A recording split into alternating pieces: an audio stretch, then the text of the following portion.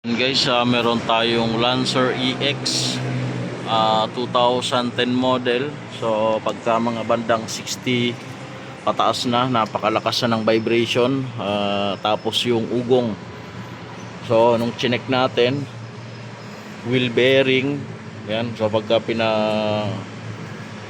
ikot tong gulong na to, so halatang halata yung garalgal dito pagka hinawakan nyo.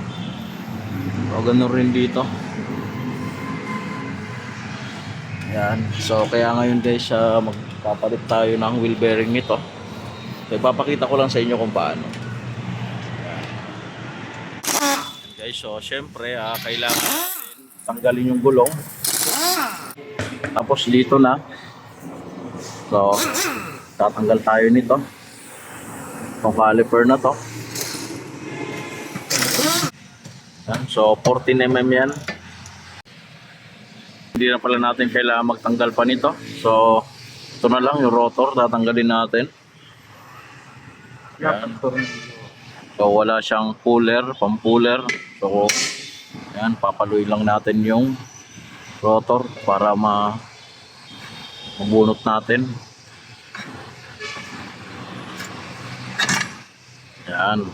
So ito guys, kung medyo masikip yung brake drum na yon, yung rotor na yon, so ito, ina-adjust to para lumuwag siya. Hindi tayo mahirapan. So tapos magtatanggal tayo nito. Itong sensor. So magtatanggal tayo nito. Tornilyo na to na Gis. Tapos itong tornilyo na to na 4 na pirasong 17.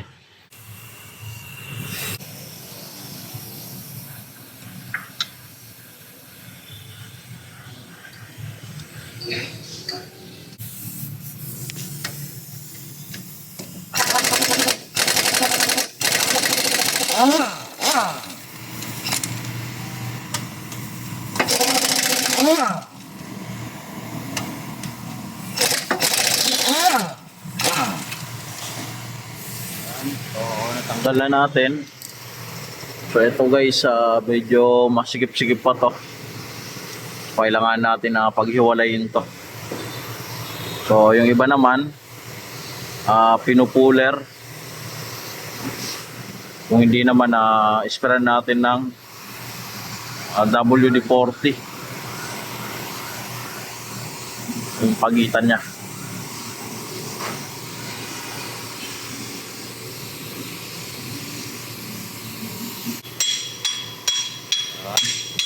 Hop.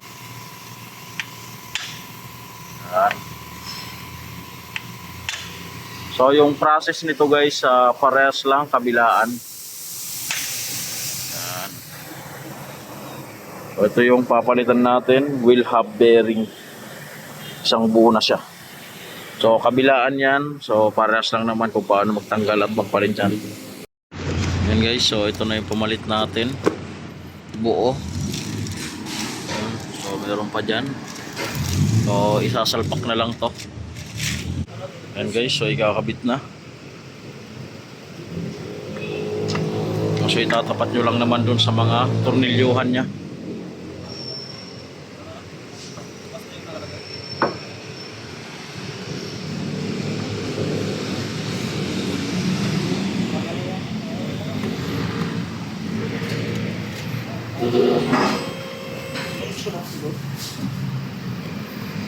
Tapos yung tornilyo ilalagay muna bago natin impakin.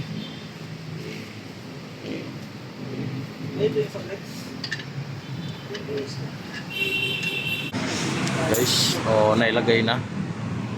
So iimpakin na lang to dito. Ayan, iimpakin na lang to. Tapos lalagay yung sensor. Lagyan natin.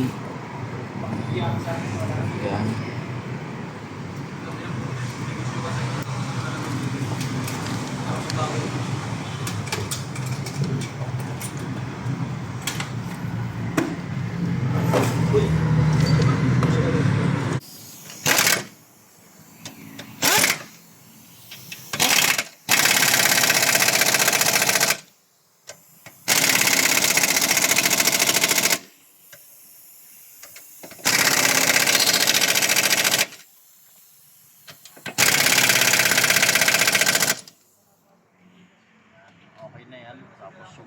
naman. So, nandito na. Higpitan na lang yan. So, saktong higpit lang yan dyan.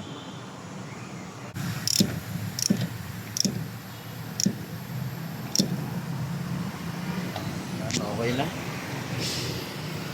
So, dito naman tayo. So, okay na yun guys. Yan, napakaswabe na yan.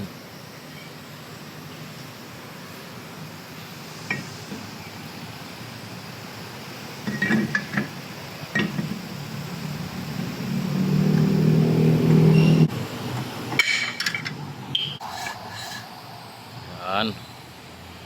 Tapos yung brake pad na lang. So ganun lang naman guys, kasimple.